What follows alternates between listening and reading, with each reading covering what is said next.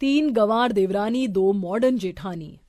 वो कहते हैं ना, ज्यादा मासूम होना, नए तौर तरीके की चीजें ना सीखना, आसपास का माहौल और कम पढ़ाई इंसान को गंवार साबित कर देती है। ऐसा ही कुछ सौम्या, आरोही, करिश्मा के साथ होने वाला था।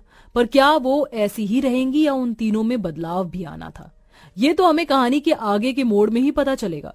उससे पहले हम यशोदा देवी की दो बड़ी बहू आराधना और मिहिका से मिल लेते हैं, जो कि बेहद मॉडर्न मिजाज की थी। मुझको तो दिखता है इसमें कोई सनम, अंगारों का अंबर सा लगता है मेरा स्वामी, टना टन टन टना टन टन टना टन टन। उसे डांस करता हुआ मिहिका कहती है, जेठानी जी लगता है पुष्पा 1 के साथ पुष्पा 2 की भी फैन हो रही हैं। रील बनाना था तो मेरे साथ ही बना लेती। अरे इतना टाइम कहाँ था कि तुझे बुलाती, मेरा मन किया इसलिए अकेले ही नाचने लग गई। सारी जिंदगी तो घर का काम करने में गुजर जाएगी। अब हमें माँ जी से कह देना चाहिए कि हमारे लिए कोई देवरानी ले आए जो घर संभाले। आपने बिल्कुल ठीक कहा जेठानी जी। ए मिहिका, माना कि मैं जेठानी हूँ, लेकिन तू मुझे दीदी बोल। ये जेठानी मुझे बहुत ओल्ड फैशन लगता है। और अब तू भी जेठानी बन जाएगी जब हमारे तीनों देवर शादी करके आ जाएंगे। हाँ ये तो आपने बिल्कुल ठीक कहा दी। अब सही है ना, ओनली दी। हाँ चल, मुझे अपने डिजाइनर ब्लाउज लेकर आना है। तू भी और स्टाइलिश बनकर रहा कर, समझी? Okay the.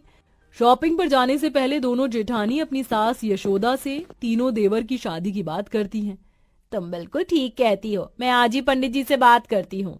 थैंक यू माँ जी, हम दोनों को काम है, हम दोनों अभी बाहर से आते हैं। ठीक है। दोनों अपना डिजाइनर ब्लाउज लेने चली जाती हैं। वहीं दूसरी तरफ यशोदा पंडित जी से अपने तीनों बेटों के लिए सर्वगुण संपन्न संस्कारी बहू की बात करती है। ऐसे में पंडित उन्हें सौम्या, आरोही, करिश्मा की फोटो दिखाता है। उनके गुण और शक्ल देखकर यशोदा अपने तीनों बेटों की शादी उनसे करना मंजूर करती है और तीनों हफ्तों में यशोदा के तीनों बेटों की शादी बहुत धूमधाम से हो जाती है। पर वह तीनों बहुएं कितने गंवार और मासूम थे, इस बात से वाकिफ होना भी बाकी था।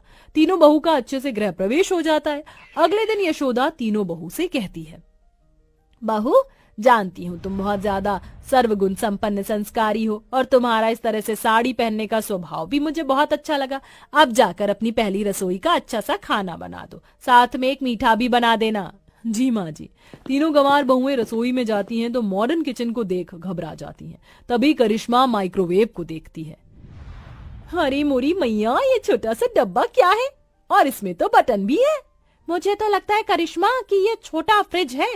आम की आइसक्रीम बनाकर इसमें रख दो, अच्छे से जम जाएगी।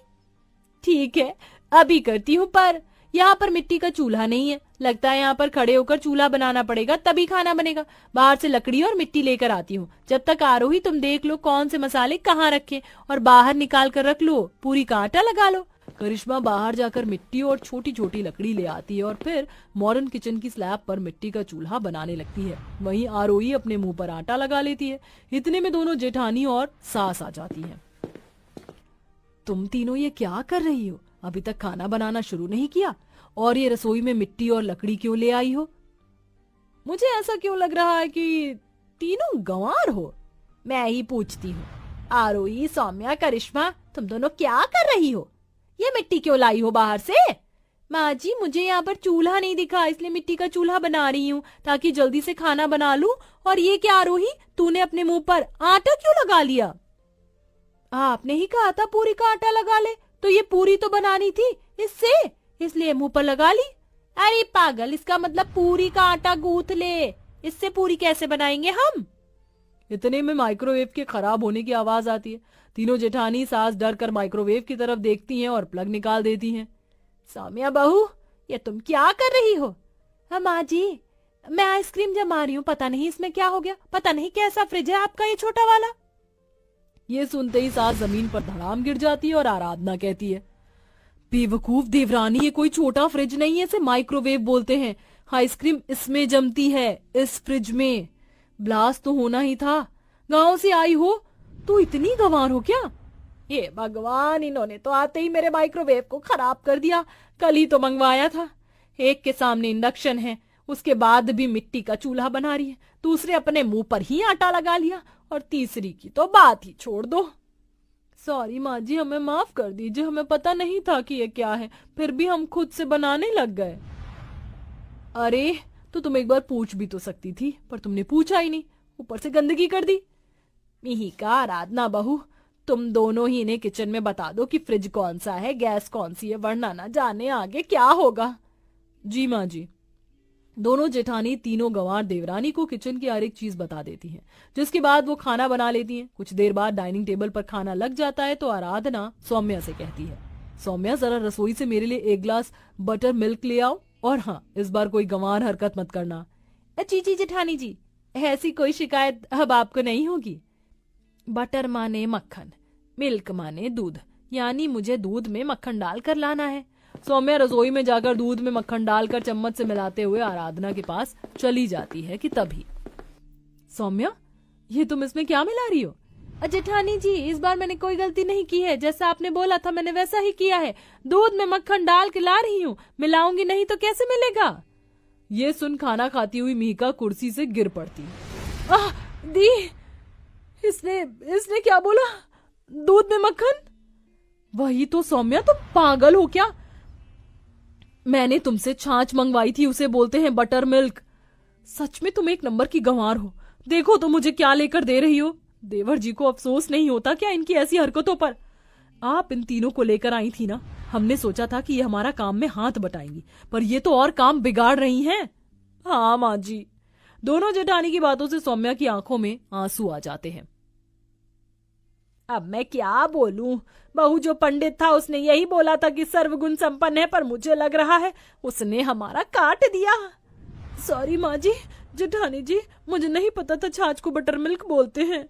रोते हुए सौम्या कमरे में चली जाती। वहीं कुछ देर बाद आरोही को यशोदा कपड़े धोने के लिए वॉशिंग मशीन के बारे में बताती है, तो वह अपनी अकल लगाकर वॉशिंग मशीन में बर्तन भी डाल देती है, जिससे मशीन कपड़ों के साथ बहुत खटपट खटपट करने लगती है। आवाज सुन यशोदा भागकर आती और फटाफट मशीन का तार निकाल कर कहती है, अरे तुझ में दिमाग है कि नहीं? वॉशिंग मशीन में बर्तन कौन धोता है? ये कपड़े धोने के लिए होती है, ना कि बर्तन। सॉरी माँ जी, माफ कर दीजिए। वो क्या है ना, कभी वॉशिंग मशीन चलाई नहीं है, और आपने ही कहा था इसमें कपड़े धुलते हैं, तो मुझे लगा बर्तन भी धो सकते हैं, इसलिए मैंने ऐसा कर दिया। कल का नुकसान करके चैन नहीं पड़ा, वॉशिंग मशीन को भी खराब कर दिया। जा यहाँ से तू। लगता है मैं ही पागल थी जो तुम्हें इस घर में ले आई। यशोदा गुस्से के मारे अपने कमरे में आराम करने चली जाती है, तो वहीं करिश्मा अपने वॉशरूम के टॉयलेट सीट के बटन को बार बार दबा के खुश हो रही थी। तभी मिहिका उसे ढूंढते हुए वॉशरूम के अंदर चली जाती है। ओ माय गॉड, करिश्मा, ये तुम क्या कर रही हो? इसलिए इतनी देर से वॉशरूम में पानी कम आ रहा था। तुम बार बार फ्लश क्यों दबा रही हो? जेठानी जी, मुझे नहीं पता था कि हमारे घर में नहाने वाले कमरे में गेम लगा रखी है। ये गेम मुझे बहुत पसंद है। जब भी मैं बटन दबाती हूँ तो जोर से पानी आता है, फिर चला जाता है। फिर उस पानी को बुलाने के लिए मैंने बार बार बटन दबा दिया। बहुत मजा आ रहा है। ऐसे गेम तो मैंने कभी नहीं खेला। छी, तुम पागल हो क्या? तीनों की तीनों ऐसी हो। ये टॉयलेट सीट है, बदबू के मारे मेरे यहाँ ये टॉयलेट सीट है, बदबू के मारे मेरे से यहाँ रुका नहीं जा रहा, और तुम खेल रही हो। वाओ। मिहिका उसकी यह हरकत सास को बता देती है। दोनों मॉडर्न जेठानी और सास को तीनों गंवार बहू की हरकत से नाक में दम हो जाता है। वो तीनों की तीनों गंवार बहू के पास आती है। इतने में वह घर की सफाई करते करते लैपटॉप को धो देती है, तो दूसरी वैक्यूम क्लीनर को कंट्रोल नहीं कर पाती, जिससे आराधना सामने आती है और उसके चेहरे से वैक्यूम क्लीनर चिपक जाता है। अरे कोई बचाओ मुझे, माँ जी, मुझे बचाओ इन गंवारों से। क्या करे अब? हे भगवान, जल्दी से वैक्यूम क्लीनर बंद कर। मिहिका वैक्यूम क्लीनर बंद करती है। तब जाकर आराधना वैक्यूम क्लीनर से अलग होती है और इस बार सास तीनों को लाइन में खड़ा कर देती है। मुझे नहीं पता था तुम तीनों इतनी गंवार होगी। हद कर दी आज तो तुमने। पता नहीं बड़ी बहू के साथ क्या कर देते। संस्कारी आ जाए, पर तुम संस्कारी से ज्यादा गंवार निकली। जो काम बोलो सब उल्टा पुल्टा कर देती हो। ऐसा ही सब करना है तो मैं तुम्हें तुम्हारे घर भेज देती हूँ। तभी तीनों बहुएं रोते हुए सास का पैर पकड़ लेती है। हमें माफ कर दीजिए, जाने अनजाने हमसे बहुत बड़ी गलती हो गई। हम गांव से आए इसलिए शहर की चीजों को नहीं जानते, लेकिन आप हमें बता देते, या आप बता दोगे तो हम ऐसी गलती दोबारा नहीं करेंगे। हमें एक मौका दे दीजिए। माँ जी, गलती तो हमसे भी हुई है। हमें ही इन्हें इनकी पहली गलती पर समझा देना चाहिए था, क्योंकि ये तो यहाँ पर कभी रही ही नहीं है। हाँ माँ जी, सही कहा तुम दोनों ने। तुम दोनों की जिम्मेदारी है इन्हें थोड़ा अपनी तरह बनाओ और घर की मॉडर्न चीजों के बारे में भी सिखाओ। जी माँ जी।